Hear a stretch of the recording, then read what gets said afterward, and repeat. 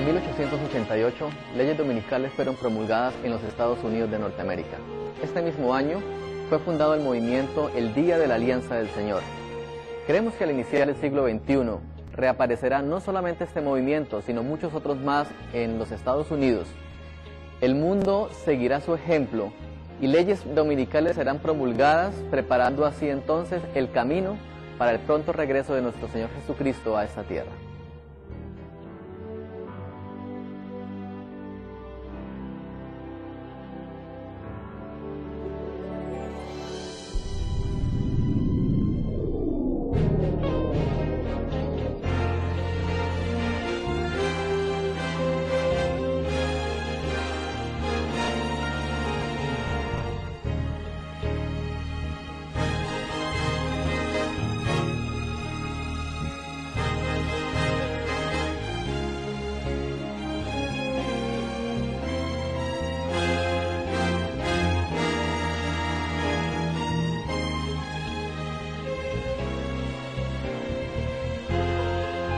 Vamos a iniciar nuestro tema abriendo la Escritura en el libro de Mateo, el capítulo 24, el versículo 3.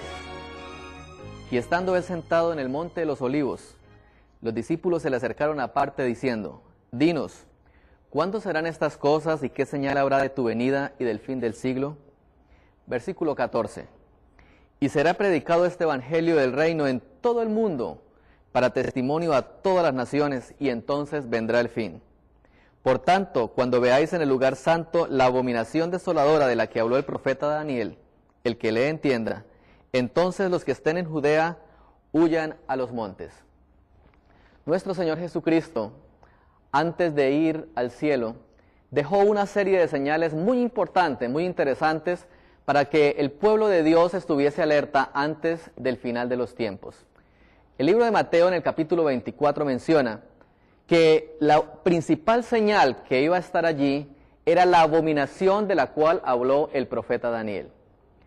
En el Evangelio de Lucas, nuevamente, nuestro Señor Jesucristo vuelve a recordar una vez más la señal, pero lo hace de una manera muy diferente.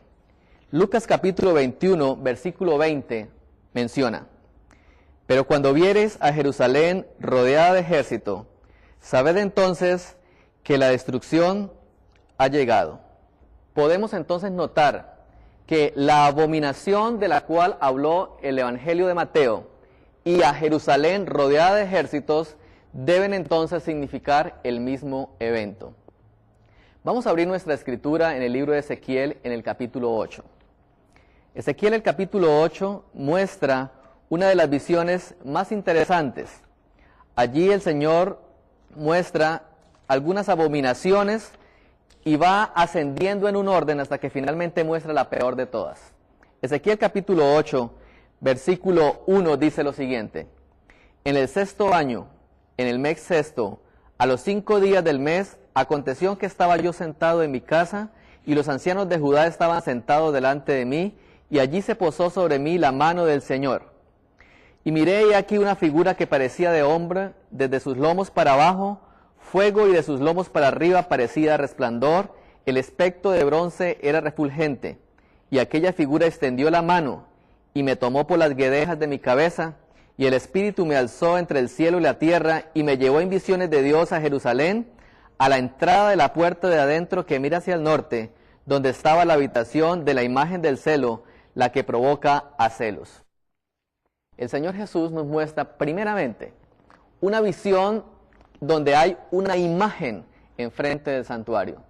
A medida que vayamos estudiando el capítulo 8 del libro de Ezequiel, vamos a notar que cada vez más el Señor evita que el pueblo de Dios caiga en una serie de abominaciones, pero cada una de ellas es peor para Dios. La siguiente abominación que vamos a leer se encuentra allí en el libro de Ezequiel en el capítulo 8 y versículo 11. Y delante de ellos estaban 70 varones de los ancianos de la casa de Israel, y Hazanías, hijo de Safán, en medio de ellos, cada uno con un incensario en su mano, y subía una nube espesa de incienso. Y me dijo: Hijo de hombre, ¿has visto las cosas que los ancianos de la casa de Israel hacen en tinieblas, cada uno en sus cámaras pintadas de imágenes? Porque dicen ellos: no nos ve Jehová, ha abandonado la tierra. Esta abominación que se presenta aquí muestra que muchos de los dirigentes de Israel estaban realizando una serie de culto a figuras que estaban dibujadas en la parte interna del santuario. Ahora el Señor lo va a llevar a una abominación aún peor. Ezequiel el capítulo 8 dice el versículo 13, me dijo pues, vuélvete aún y verás abominaciones mayores que estas. Y me llevó a la entrada de la puerta de la casa de Jehová que está al norte, y he aquí mujeres que estaban allí sentadas endechando a Tamuz. Y me dijo, ¿no ves, hijo de hombre? Vuélvete aún y verás abominaciones mayores que estas. Ahora el pueblo de Israel no solamente se conformaba con que adoraban imágenes dentro del santuario, sino que estaban celebrando una de las festividades a una de las deidades paganas llamada Tamuz. El Señor le muestra y le dice a Ezequiel, Ezequiel, esta abominación no es nada en comparación a la abominación que vas a ver. Y nuevamente allí en el libro de Ezequiel, en el capítulo 8, el Señor Jesús va a mostrarle entonces la peor de todas las abominaciones para nuestro Dios. Dice la palabra de Dios en el versículo 16, y me llevó al atrio de adentro de la casa del Señor, y he aquí junto a la entrada del templo de Jehová, entre la entrada y el altar, como 25 varones, con sus espaldas vueltas al templo de Jehová, y sus rostros hacia el oriente, y adoraban al sol, postrándose hacia el oriente. Y me dijo, ¿no has visto, hijo de hombre, es cosa liviana para la casa de Judá hacer las abominaciones que hacen aquí? Después que han llenado de maldad la tierra, se volvieron a mí para irritarme. He aquí que aplican el ramo a sus narices. Pues también yo procederé con furor. No perdonarán mi ojo ni tendrán misericordia, y gritarán a mis oídos con gran voz, y no los oiré. Ahora el Señor le muestra al pueblo una visión, la peor de todas, la peor abominación de todas. Vamos a ver por qué para Dios era la peor abominación de todas. Cuando Moisés recibió la visión de construir el santuario, al realizar esta magna obra, Dios dejó una característica especial. Tal vez fue la más importante, y era que su puerta debía quedar entonces mirando hacia el oriente. De la misma forma había plantado el jardín del Edén. Cuando nosotros leemos en el libro de Génesis, en el capítulo 2, el versículo 8, Dios estableció que la puerta del jardín iba a quedar mirando hacia el oriente. Cuando el sacerdote entraba al santuario, tenía que hacerlo por la puerta principal, y al entrar por allí, su espalda le daba la vuelta al sol. Cuando el sacerdote terminaba de oficiar en el santuario, no podía hacerlo de frente, tenía que hacerlo siempre de espalda. Es decir, nunca podía él estar de espalda al santuario, sino siempre de espalda al sol. La primera lección que aprendemos nosotros de acá es que el culto al sol y el culto a Dios son dos cultos totalmente opuestos. Dios, en su infinita sabiduría, sabía que el enemigo iba a instaurar una serie de cultos que iban a ir en contra del culto verdadero. Y el principal culto que Satanás estableció se conoció como el culto al sol. Este culto tiene origen en Babilonia. En el libro de Génesis, en el capítulo 10, encontramos el relato de la historia de Nimrod. El capítulo 10 del libro de Génesis dice el versículo 8 en adelante lo siguiente. Y Cus engendró a Nimrod, quien llegó a ser el primer poderoso en la tierra. Este fue un vigoroso cazador delante de Jehová, por lo cual se dice, así como Nimrod, vigoroso cazador delante de Jehová. Y fue el comienzo de su reino Babel, Erech, Akkad, Calne, en la tierra de Sinar. La literatura antigua nos menciona que Nimrod fue el primer fundador de un gran imperio que llegó a conocerse como Babel. Cuenta la historia que durante la construcción de la Torre de Babel, Nimrod muere. Y los antiguos creyeron que el espíritu de Nimrod había ascendido al cielo y había ido a habitar al sol. Desde aquel momento empieza una serie de culto que se conoce como el culto a Baal o el culto a Ra, de acuerdo a la civilización en la que vivieron los hombres, pero siempre era símbolo del sol. Incluso nosotros podemos ver que muchos de nuestros indios en Sudamérica y en Centroamérica tenían el mismo culto, el culto al sol. De igual manera lo hacían los egipcios. Pero en el libro de Ezequiel, en el capítulo 9, Dios muestra que antes de que se castigue a las naciones por este pecado, debe haber un proceso de sellamiento dentro de sus hijos. Ezequiel, el capítulo 9, el versículo 3 dice lo siguiente: y la gloria del Dios de Israel se elevó encima del querubín sobre el cual había estado el umbral de la casa. Y llamó Jehová al varón vestido de lino y al que tenía a su cintura el tintero de escribano, y le dijo: pasa por en medio de la ciudad, por en medio de Jerusalén, y ponles una señal en la frente a los hombres que gimen y que claman a causa de las abominaciones que se hacen en medio de ella. Notemos algo especial. Dios, antes de castigar, va a realizar un proceso de separación, y ese proceso de separación lo va a hacer a través de un sellamiento a cada uno de sus hijos. ¿Por qué era tan terrible para Dios? Nosotros leímos en el versículo 16 que los sacerdotes estaban adorando al sol, postrándose hacia el oriente. Es decir, los líderes del pueblo de Israel de aquel tiempo habían puesto su adoración al sol y ahora le daban la espalda al culto del Señor. Lo mismo ocurrirá en nuestros tiempos. Muchos le darán la espalda a Dios y se dedicarán a un culto que es de origen totalmente pagano.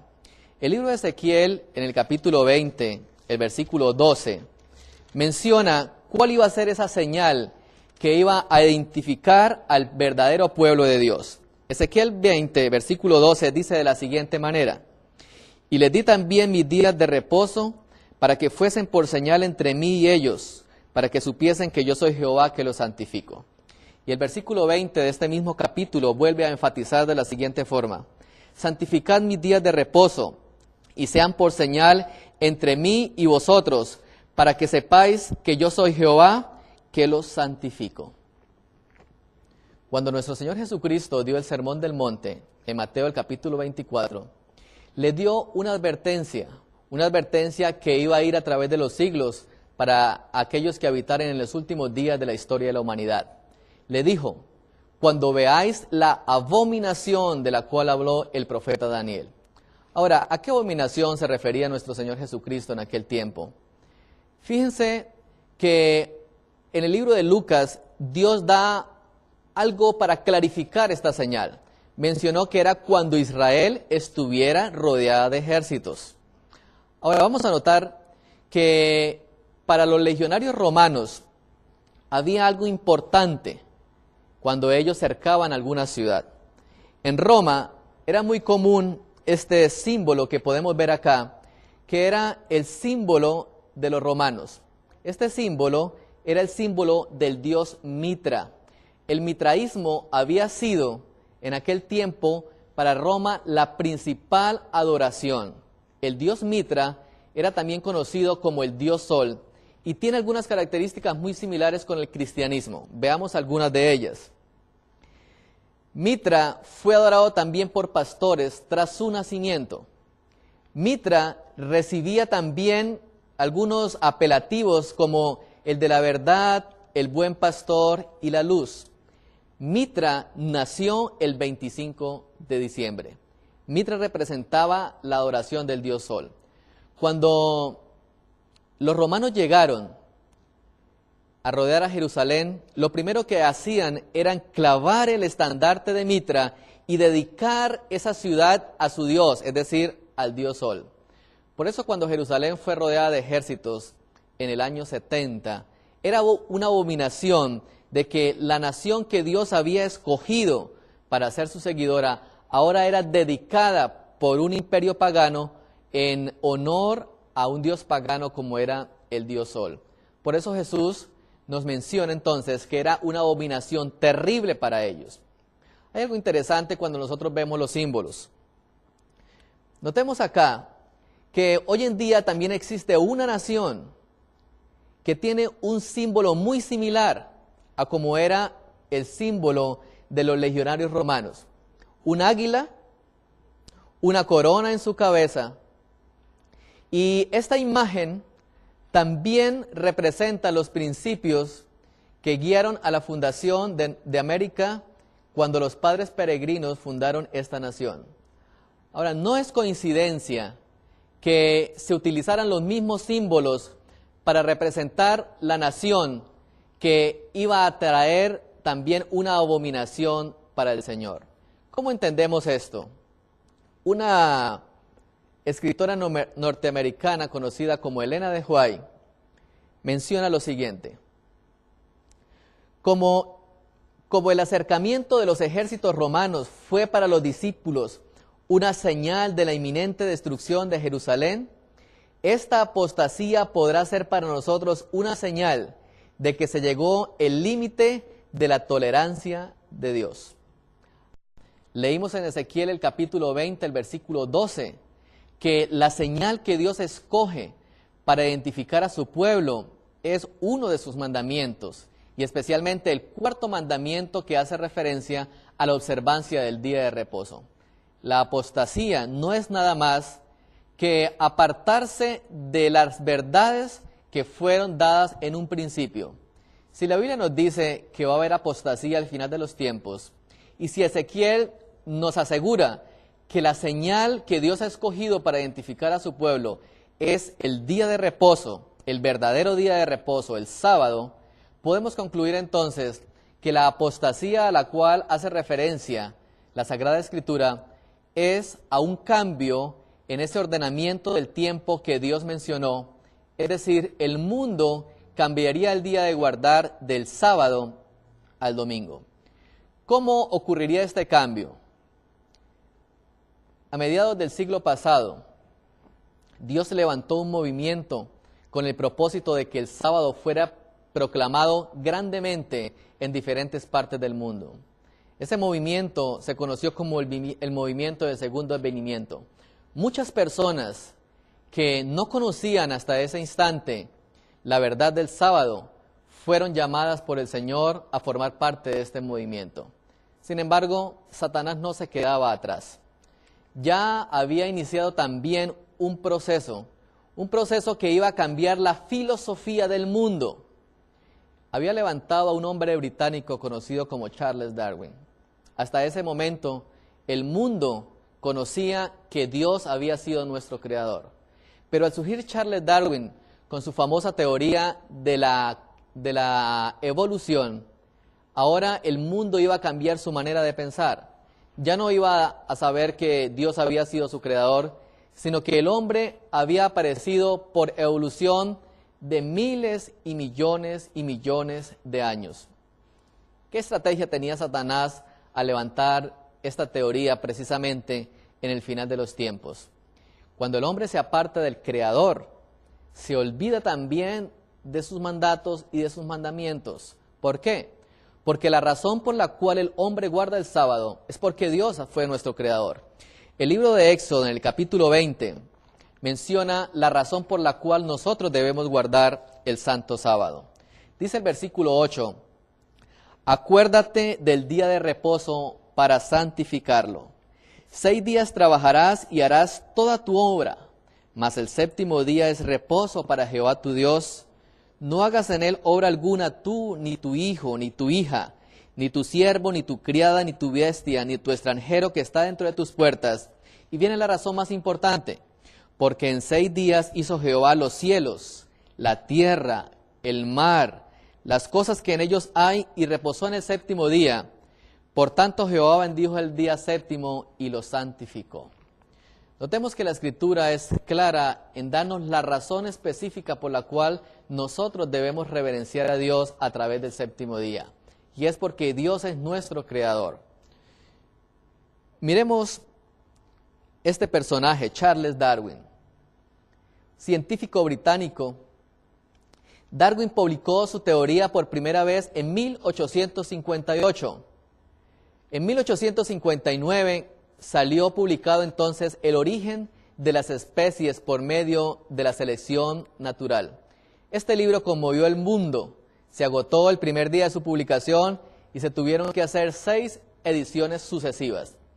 El mundo entonces quedó conmovido por la filosofía de Darwin. A principios del siglo XX, Mendel, con la teoría de la genética, pudo descubrir que muchas de las cosas que Darwin había asegurado años atrás no eran tan reales y que la genética explicaba el por qué existían ciertas mutaciones en muchos animales dependiendo del hábitat y el ambiente en el que vivieran. Dios también tenía un propósito.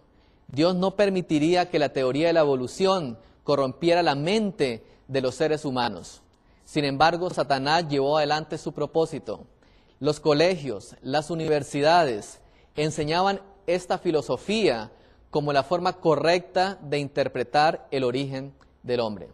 Pero Dios tenía un propósito, y el propósito seguiría adelante pese a que Satanás iba también llevando el hilo de esta filosofía al mundo entero. Ahora, Darwin, hoy en día lo recordamos como un hombre, un pensador del siglo XX, pero que nada más quedó en eso, en una simple teoría. Ahora, ¿qué pretendía Satanás con eso? Satanás pretendía con esto que los mandamientos de Dios no fueran ensalzados, que el mandamiento del sábado quedara echado por tierra, porque si Dios no es nuestro creador, tampoco nosotros deberíamos reverenciar entonces el día que Él estipuló como día de la creación. Vamos a realizar una especie de línea de tiempo en lo que ha ocurrido en el siglo pasado y el comienzo de este nuevo siglo, para que nosotros veamos cómo ha avanzado la ley dominical. Nuevamente, la escritora Elena de White, en la revista La Review and Herald, del diciembre 11 de 1888, mencionó lo siguiente: por muchos años hemos aguardado que se promulgue una ley dominical en nuestro país, y ahora que el movimiento está ante nosotros nos preguntamos, ¿qué va a hacer nuestro pueblo al respecto? Deberíamos buscar a Dios en forma especial para que su pueblo reciba ahora gracia y poder. Dios vive y no creemos que ha llegado plenamente el tiempo cuando Él permita que nuestras libertades sean restringidas. Notemos que ya en 1888 habían iniciado leyes dominicales en los Estados Unidos de Norteamérica. El movimiento iba a empezar poco a poco a esparcirse por toda la nación. Sin embargo, cuando estudiamos lo que ocurrió después de este año, vemos que el movimiento poco a poco fue silenciándose. Aparentemente, durante el siglo XX, nada ocurrió que nos amonestara a nosotros de que las leyes dominicales volverían a aparecer. Solamente lo vemos a través de la aparición hace unos años del movimiento del Día de la Alianza del Señor. El movimiento del Día de la Alianza del Señor también fue iniciado en el año de 1888. 6 de las más grandes representaciones protestantes de los Estados Unidos en Washington se reunieron en el año de 1888 con el fin de fundar un movimiento que en aquel tiempo se conoció como la Unión Americana del Sábado. Posteriormente, este movimiento tomó el nombre del movimiento del Día de la Alianza del Señor. Fíjense que eso ocurrió en el año de 1888. Pasaron cerca de 100 años y nada acerca del domingo parecía mostrarnos que pronto vendría. Solamente hasta 1985 volvemos nosotros a saber algo del domingo, y esto ocurrió cuando se imprime nuevamente el Catecismo Romano. Para aquel tiempo era Joseph Ratzinger, el actual Benedicto XVI, quien escribió el Catecismo que fue conocido por todo el mundo católico. Al respecto se menciona lo siguiente: cooperación de las autoridades civiles debieran ser instadas a cooperar con las iglesias en el mantenimiento y en el fortalecimiento de esta adoración pública de Dios y apoyar con su propia autoridad las regulaciones establecidas por los pastores de la iglesia, porque sólo así los fieles entenderán por qué es el domingo y no el sábado el día que debemos santificar. Notemos nosotros que en 1985 el catecismo reitera enfáticamente que es el día domingo y no el sábado, el día que debe entonces santificarse como día del Señor. ¿Quién lo hizo? Lo hizo Joseph Ratzinger, conocido hoy como Benedicto XVI.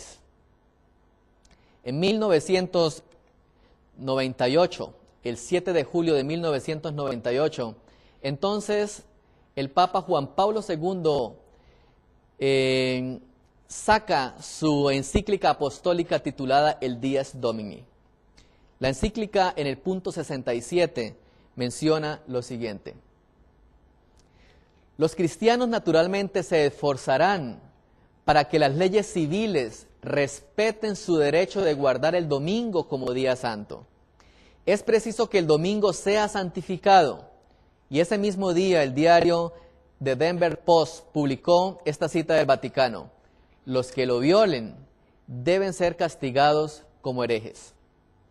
¿Por qué en estos días y no siglos antes el domingo empieza a predicarse a través de los púlpitos como día obligatorio de guardar?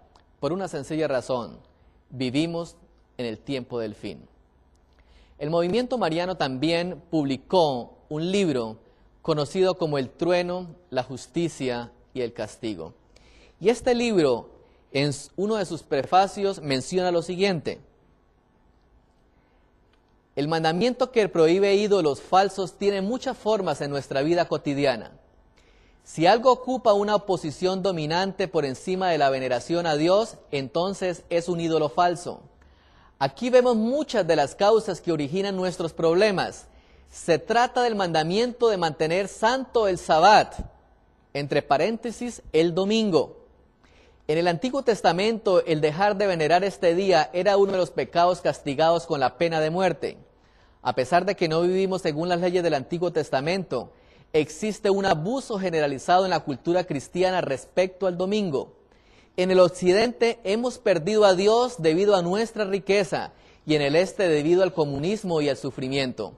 En ambos casos se ha perdido de vista el domingo y por consiguiente nuestros problemas se han vuelto tan grandes que ya no sabemos dónde empezar a buscar las soluciones para nuestros males. Es increíble que el mundo de hoy vaya a mirar la crisis que está castigando Dios a través de diferentes cosas, los males, la inmoralidad, el calentamiento global, el homosexualismo, los conflictos sociales, y miren como principal causa la no veneración del domingo como día de guardar, como día santo del Señor. Ahora bien, ¿por qué está ocurriendo esto? ¿Qué planes tiene el enemigo para estos últimos días? ¿Qué papel va a desempeñar el pueblo de Dios en estos últimos días? No es casualidad entonces que una vez el Vaticano publicó la carta El Dies Domini, los principales periódicos del mundo dieron a conocer tan magna noticia. La Voz Católica, el periódico más importante en los Estados Unidos, tituló el artículo "Se pide santificar el domingo", ese 17 de julio.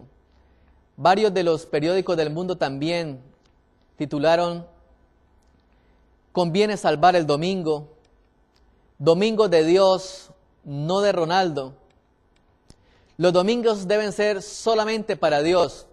Y así esta encíclica le dio la vuelta al mundo de tal manera que muchos han empezado a guardar el domingo como si verdaderamente fuera el día del Señor. Con ocasión de los atentados terroristas del 11 de septiembre del 2001, nuevamente el movimiento El Día de la Alianza del Señor vuelve a manifestarse. Ellos escribieron lo siguiente acerca de su función. La LDA ha trabajado con el fin de preservar y proteger los derechos de los trabajadores y sus responsabilidades en la adoración y el honor del Señor. Hoy, el Día de la Alianza del Señor permanece al borde de una gran oportunidad para proclamar el mensaje del Sabbat como un mensaje de renovación espiritual y personal, las 24 horas del día, 7 días a la semana, en el siglo XXI para la cultura americana. Notemos, a comienzos del siglo XXI. Es decir, este milenio que nosotros hemos comenzado cobra vital importancia en nuestra preparación. Los Estados Unidos de Norteamérica se encuentran próximos a sufrir algunos cambios políticos, especialmente el cambio más importante que va a ocurrir es la caída del muro de separación de la Iglesia y el Estado que los primeros padres dejaron en América para evitar el abuso de la religión sobre el poder civil. Ahora bien, ¿qué tenemos que hacer nosotros? ¿Qué tenemos que prever para el futuro? Simplemente lo que el Señor nos dijo: cuando veáis la abominación de la cual habló el profeta Daniel, entonces los que estén en Judea huyan también a los montes. La última oportunidad que nos presenta nuestro Señor Jesucristo antes de venir a esta tierra es que ocurrirá una ley dominical en los Estados Unidos de Norteamérica. Este año, el año 2008, es un año muy importante para los Estados Unidos. Dos razones especiales. Este año nuevamente se elige el presidente más poderoso del mundo. Y este año, en abril, está programada la visita de Benedicto XVI a los Estados Unidos de Norteamérica. Elena de White menciona nuevamente en uno de sus libros, El conflicto de los siglos, lo siguiente: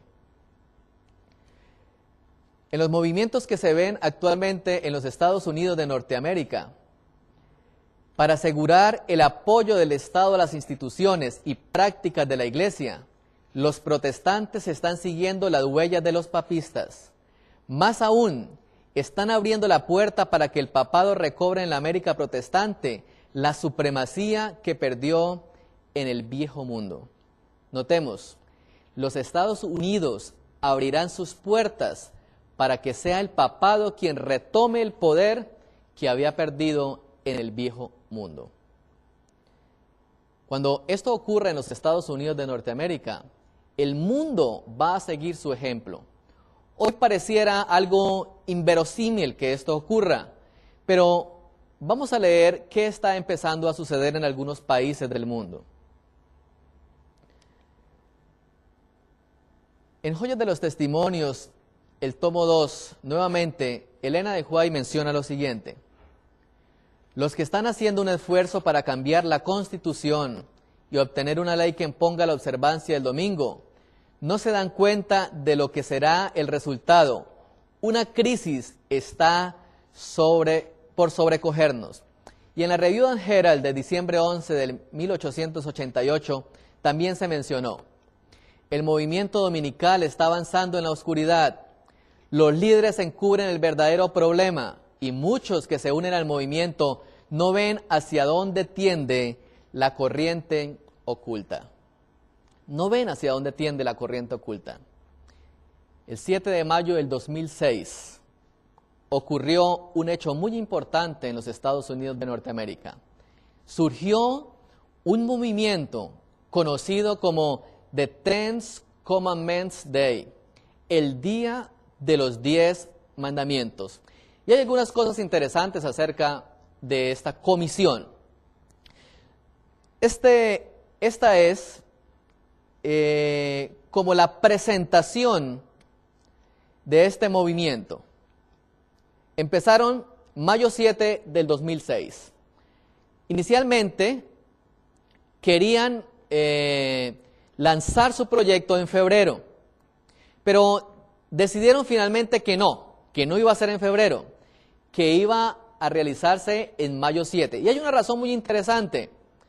Si nosotros cogemos el calendario del año 2006 y ubicamos el 7 de mayo, en ese año, ese día era domingo y era el día 7.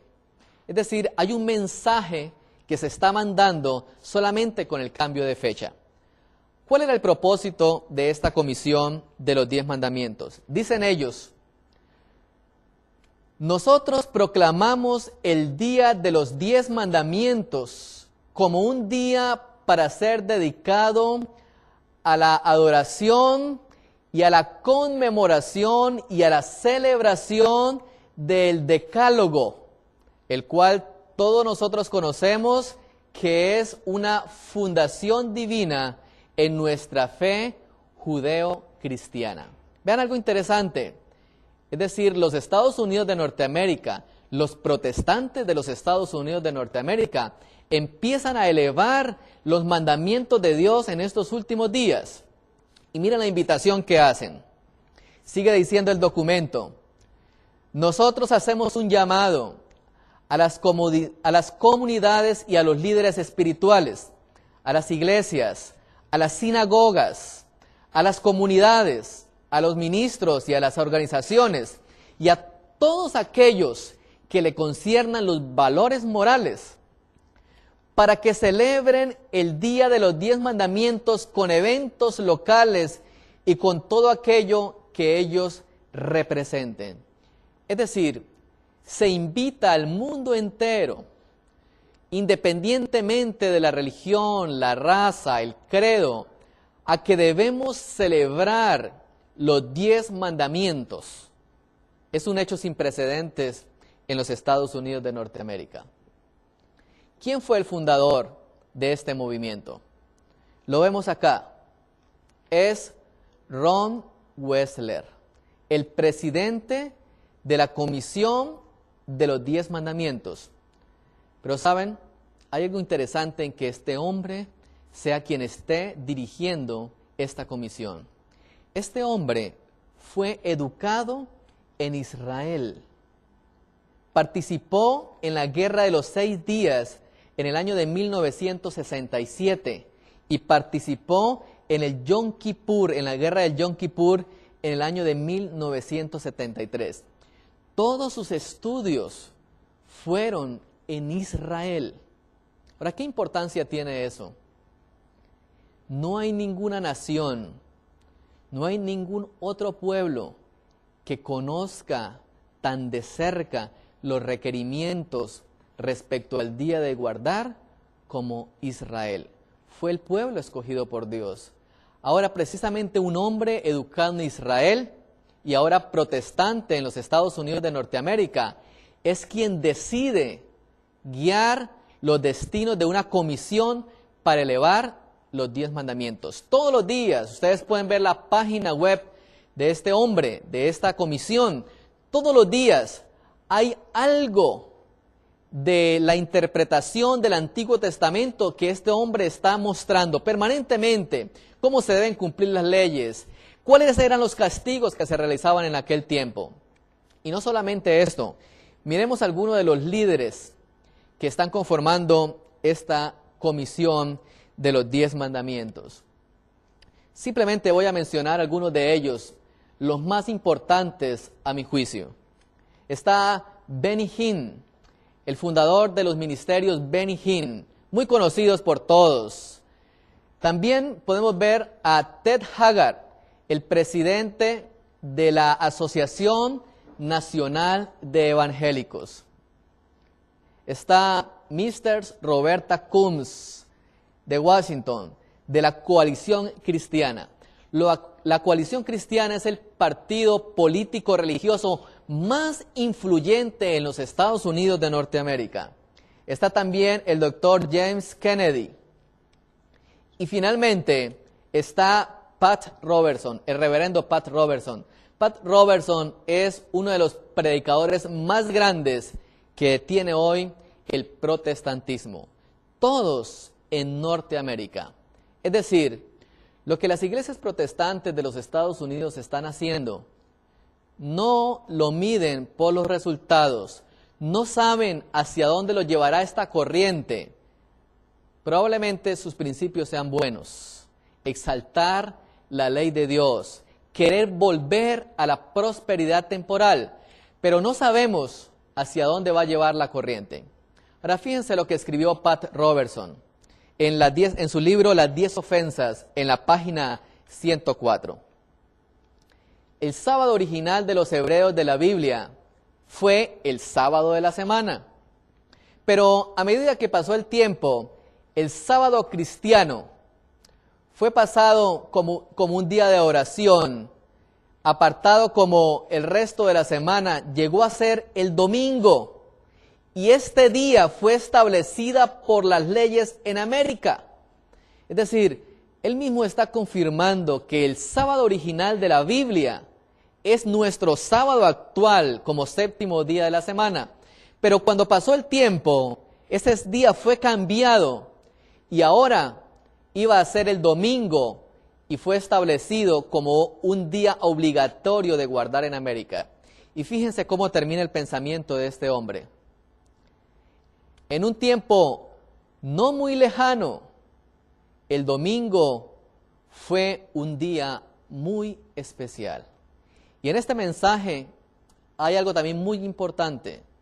Si el domingo fue un día muy especial en los Estados Unidos de Norteamérica, y por ser ese día tan especial, los Estados Unidos de Norteamérica llegaron a ser la nación más poderosa del mundo, la decisión que tomarán los Estados Unidos de Norteamérica entonces será que ese día debe llegar a ser nuevamente un día muy especial. Algunos acontecimientos están ocurriendo actualmente en los Estados Unidos de Norteamérica. La Corte Suprema de Justicia pronunció lo siguiente y fue noticia en varias partes del mundo. Hubo una discusión referente a los monumentos que se exponen en los lugares donde se hace justicia en los Estados Unidos. La noticia decía lo siguiente: por un voto de 5-4, los jueces dictaminaron que el monumento de granito de 6 pies dedicado a los 10 mandamientos puede permanecer en el Capitolio de Texas, ya que es solo uno de los 17 monumentos y 21 símbolos históricos. El público que visita el Capitolio de seguro considerará la parte religiosa de estas tablas como parte del mensaje moral e histórico más amplio de nuestra herencia cultural, afirmó la Corte. Notemos, por un voto de 5-4, los 10 mandamientos pueden seguir siendo exhibidos en los sitios donde se hace justicia en los Estados Unidos de Norteamérica. ¿Por qué ha ocurrido este conflicto? Nuevamente, la noticia menciona: esta decisión refleja nuestra creencia de que los mandamientos han jugado un papel importante en la historia y en la formación de leyes y medidas que hoy nos gobiernan. Por tanto, pueden exhibirse como documentos históricos, pero no deberían exhibirse en una forma que promueva una religión en perjuicio de otras. Vivimos en una sociedad religiosamente pluralista, y mientras que esperamos que los 10 mandamientos estén firmemente exhibidos en el corazón de todos los cristianos, creemos firmemente que no debemos imponer nuestras creencias religiosas en otras personas, dice la declaración. El reverendo Larry Pickens, al respecto de esta controversia, mencionó lo siguiente: en el momento actual, y con el auge que ciertos líderes religiosos tomaron en la participación de las últimas 2 elecciones, se está tratando de empujar políticas que comprometen los principios de la independencia religiosa de los organismos del Estado. Fíjense qué interesante. Se están comprometiendo los principios que impiden que haya una mezcla político-religiosa en los Estados Unidos de Norteamérica. esto apunta a que muy pronto nosotros veremos leyes en los Estados Unidos de Norteamérica que impondrán el domingo como día obligatorio de guardar. James Kennedy dice lo siguiente al respecto: nosotros no observamos la verdad del sábado o del sabbat cuando observamos el sábado semanal. Algunos dicen, ¿fue cambiado el sábado por el domingo? En efecto, el sabbat fue cambiado por Cristo y sus apóstoles. Qué interesante. Ellos mismos aceptan que el verdadero sabbat fue cambiado. Pero no encontramos en la Sagrada Escritura nunca ni un solo texto en donde se mencione que el día fue cambiado del sábado al domingo. Tal vez el testimonio más grande que tenemos hoy en día es el pueblo de Israel. Este pueblo, durante generaciones, ha conservado las verdades sagradas. ¿Recuerdan ustedes cómo se transmiten las cosas de generación en generación? En muchas familias hay recuerdos que la madre transmite a su hija y a su siguiente hija. El vestido de matrimonio, por ejemplo. Y ya las nietecitas con el vestido amarillo, pero ha sido el mismo vestido. Israel hoy en día también ha guardado esas leyes que de hace mucho tiempo sus antepasados guardaron. Y ese sábado que guardaron en la antigüedad, ese mismo sábado ha venido año tras año, siglo tras siglo, manteniéndose como el día de guardar. Pero ¿saben? Satanás también tratará de echar por tierra esta evidencia tan tangible. En mayo 30 del año 2006 se publicó esta noticia: Bruselas. Las principales confesiones religiosas se dan cita hoy en Bruselas, sede de la Unión Europea. Diversos líderes del cristianismo, tanto el católico como el anglicano, evangélico y ortodoxo, del Islam, el judaísmo y el budismo, se reunirán hoy con el fin de participar en una conferencia en la que debatirán sobre los valores europeos y el papel de la religión para calmar eventuales tensiones y sobre lo que pueden esperar las distintas confesiones de las diversas instituciones europeas. Ahora, fíjense qué interesante. Las principales confesiones del mundo se están uniendo con propósitos comunes. Al respecto, nuevamente, la señora Elena de White, en el segundo libro de Joyas de los Testimonios, en la página 373, escribió: se repetirá la historia, será ensalzada la falsa religión.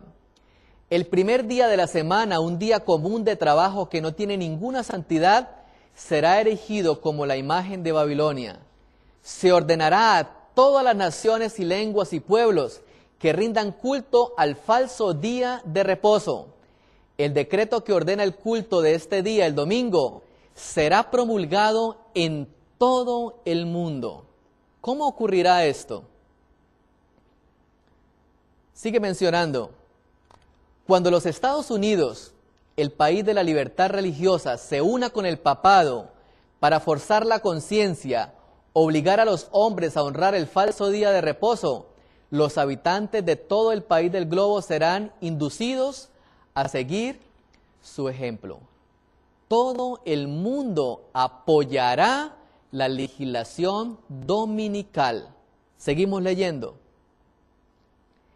El mundo entero será incitado en enemistad contra todos los que guarden el séptimo día, porque ellos no rendirán pleitesía al papado honrando el domingo, la institución de este poder anticristiano. Los malos declaraban que ellos tenían la verdad, que los milagros sucedían entre ellos, que los ángeles del cielo hablaban y caminaban con ellos, que entre ellos se hacían con gran poder señales y prodigios, y que este era el milenio temporal que habían estado esperando por tanto tiempo. El mundo entero estaba convertido y en armonía con la ley del domingo. El mundo entero. Hubo un hecho que ocurrió el año anterior, un hecho muy importante. Tal vez muchos no han conocido de este evento, pero en mi concepto es uno de los hechos más relevantes en los acontecimientos proféticos. El año anterior, exactamente el 14 de mayo del 2007, salió publicada una noticia muy interesante. La noticia se titulaba de la siguiente manera: Propuesta de ley sábado-domingo en Israel. Zebulón Orlev ha anunciado los resultados de la encuesta que muestra un 56% de apoyo para su propuesta de ley de hacer el domingo un día de descanso y permitir el transporte público y entretenimiento en el sábado. Ahora, estamos hablando de Israel, estamos hablando de la nación escogida por Dios, donde uno de sus parlamentarios ha decidido lanzar una propuesta para poco a poco ir cambiando el día de guardar del sábado al domingo. ¿No es increíble que la nación que durante miles de años ha guardado el sábado, hoy pretenda cambiar este día por el domingo? Sigue diciendo la noticia de la siguiente forma: la propuesta de ley de Orlev podría cambiar el enfoque oficial del sábado como Día Nacional de Descanso. Si bien los negocios y las oficinas del gobierno podrían continuar cerradas, a los lugares de entretenimiento se les permitiría abrir y el transporte público, ahora prohibido en muchas ciudades en el sábado, podría ser permitido para este propósito. La iniciativa de ley estipula que este tipo de transporte y entretenimiento podría llevarse a cabo con la máxima sensitividad al público religioso. Solamente el 30% se oponen de acuerdo a la encuesta realizada. Pero hay algo más interesante allí. Orlev propone que el día viernes sea laboral y que el sábado y el domingo no se trabaje regresando al trabajo el lunes. Orlev dijo que se permitirán ciertos servicios en el Sabbat para el público no ortodoxo. Esto permitirá que todas las familias en Israel tengan un día de descanso real y permitirán que haya un día dedicado al shopping, a los deportes o a cualquier otra cosa, dijo. Los que trabajen el sábado por motivos educacionales, culturales o actividades comerciales podrían tener otro día libre en la semana según la propuesta de Orlev. El líder de Chas, Eli Ishai, acusó la moción de Orlev de promover la violación del Sabbat. Año 2006. Israel propone cambiar el día de reposo de sábado a domingo. Solamente la palabra del Señor nos había estipulado tan magno evento. Termino diciendo lo siguiente: El conflicto de los siglos, escrito también por Elena de White, reza de la siguiente forma: hasta ahora se ha solido considerar a los predicadores de las verdades del mensaje del tercer ángel como meros alarmistas. Sus predicciones de que la intolerancia religiosa adquiriría dominio en los Estados Unidos de Norteamérica, de que la Iglesia y el Estado se unirían en este país para perseguir a los observadores de los mandamientos de Dios, han sido declaradas absurdas y sin fundamento. Se ha declarado osadamente que este país no podría jamás dejar de ser lo que ha sido el defensor de la libertad religiosa.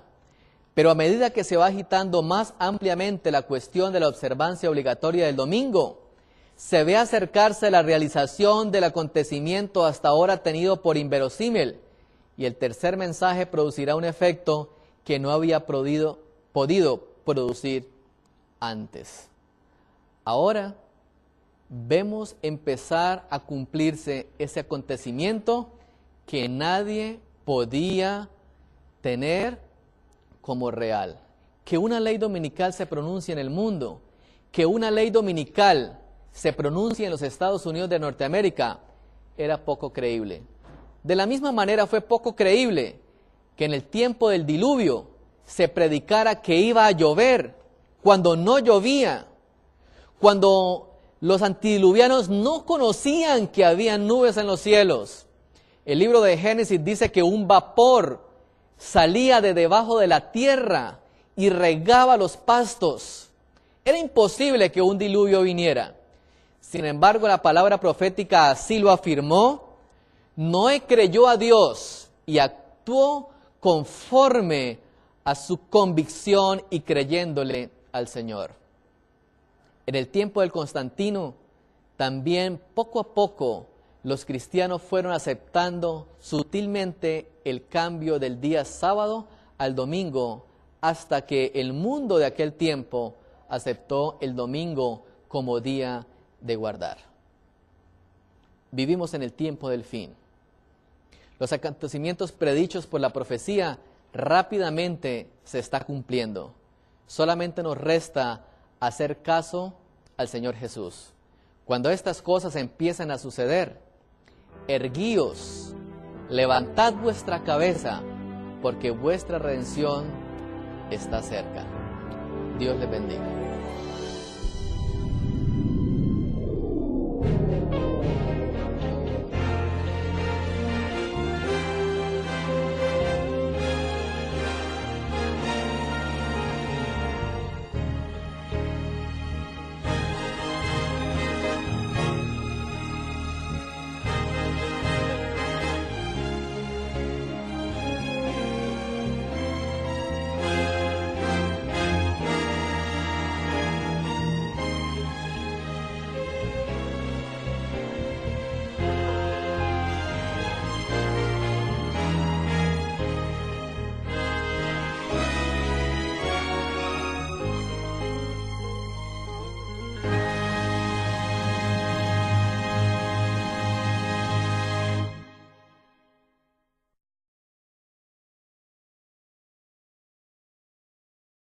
Sexto año, en el mes sexto, a los 5 días del mes, aconteció que estaba yo sentado en mi casa, y los ancianos de Judá estaban sentados delante de mí, y allí se posó sobre mí la mano del Señor.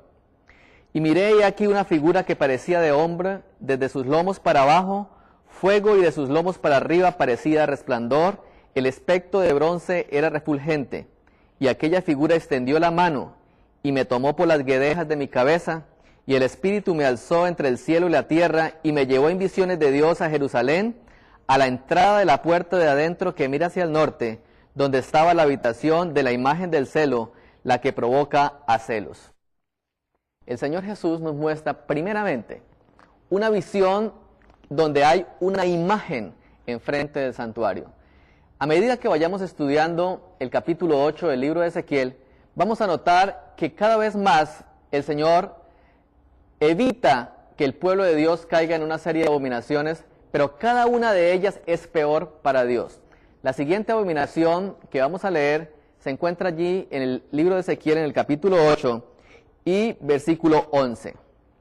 Y delante de ellos estaban 70 varones de los ancianos de la casa de Israel, y Hazanías, hijo de Safán, en medio de ellos, cada uno con un incensario en su mano, y subía una nube espesa de incienso. Y me dijo: hijo de hombre, ¿has visto las cosas que los ancianos de la casa de Israel hacen en tinieblas, cada uno en sus cámaras pintadas de imágenes? Porque dicen ellos: no nos ve Jehová, ha abandonado la tierra. Este reino en todo el mundo, para testimonio a todas las naciones, y entonces vendrá el fin. Por tanto, cuando veáis en el lugar santo la abominación desoladora de la que habló el profeta Daniel, el que le entienda, entonces los que estén en Judea huyan a los montes. Nuestro Señor Jesucristo, antes de ir al cielo, dejó una serie de señales muy importantes, muy interesantes, para que el pueblo de Dios estuviese alerta antes del final de los tiempos. El libro de Mateo en el capítulo 24 menciona que la principal señal que iba a estar allí era la abominación de la cual habló el profeta Daniel. En el Evangelio de Lucas, nuevamente, nuestro Señor Jesucristo vuelve a recordar una vez más la señal, pero lo hace de una manera muy diferente. Lucas capítulo 21, versículo 20, menciona: pero cuando viereis a Jerusalén rodeada de ejército, sabed entonces que la destrucción ha llegado. Podemos entonces notar que la abominación de la cual habló el Evangelio de Mateo y a Jerusalén rodeada de ejércitos deben entonces significar el mismo evento. Vamos a abrir nuestra escritura en el libro de Ezequiel en el capítulo 8. Ezequiel el capítulo 8 muestra una de las visiones más interesantes.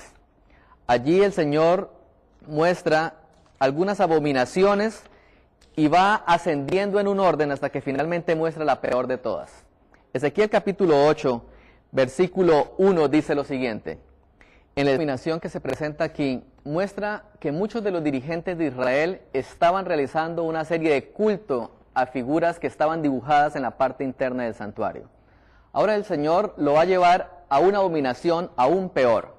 Ezequiel el capítulo 8 dice el versículo 13: me dijo pues, vuélvete aún y verás abominaciones mayores que estas. Y me llevó a la entrada de la puerta de la casa de Jehová que está al norte, y he aquí mujeres que estaban allí sentadas endechando a Tamuz. Y me dijo: ¿no ves, hijo de hombre? Vuélvete aún y verás abominaciones mayores que estas. Ahora el pueblo de Israel no solamente se conformaba con que adoraban imágenes dentro del santuario, sino que estaban celebrando una de las festividades a una de las deidades paganas llamada Tamuz. El Señor le muestra y le dice a Ezequiel: Ezequiel, esta abominación no es nada en comparación a la abominación que vas a ver. Y nuevamente allí en el libro de Ezequiel, en el capítulo 8, el Señor Jesús va a mostrarle entonces la peor de todas las abominaciones para nuestro Dios.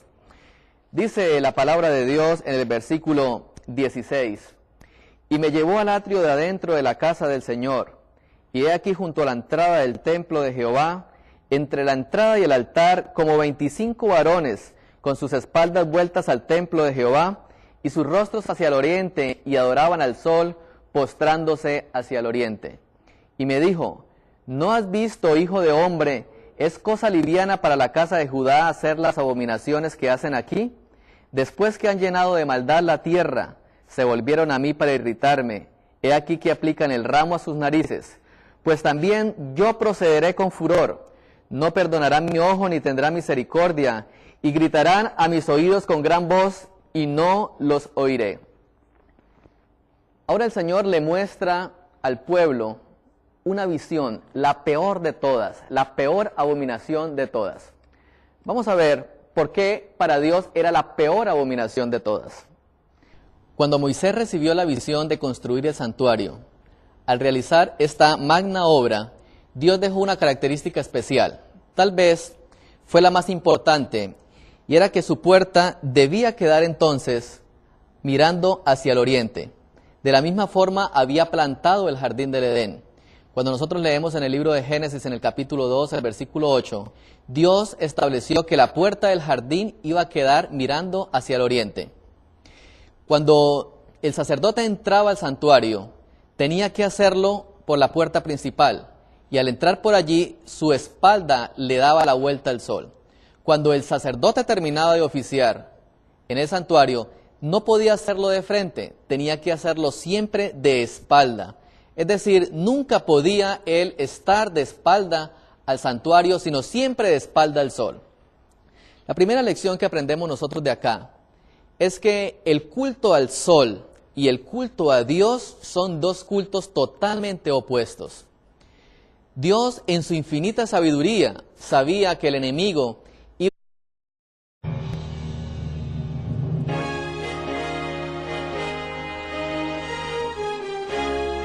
En 1888, leyes dominicales fueron promulgadas en los Estados Unidos de Norteamérica. Este mismo año, fue fundado el movimiento El Día de la Alianza del Señor. Creemos que al iniciar el siglo XXI reaparecerá no solamente este movimiento, sino muchos otros más en los Estados Unidos. El mundo seguirá su ejemplo y leyes dominicales serán promulgadas, preparando así entonces el camino para el pronto regreso de nuestro Señor Jesucristo a esta tierra.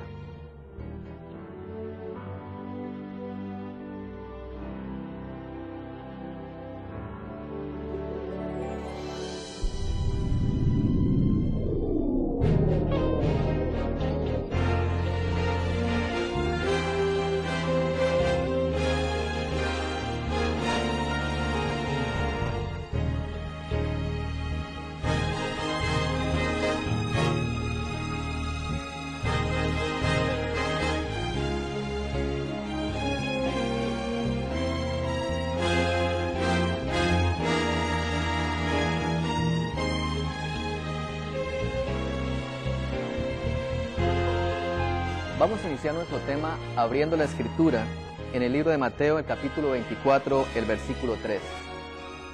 Y estando él sentado en el monte de los olivos, los discípulos se le acercaron aparte diciendo: Dinos, ¿cuándo serán estas cosas y qué señal habrá de tu venida y del fin del siglo? Versículo 14. Y será predicado este evangelio del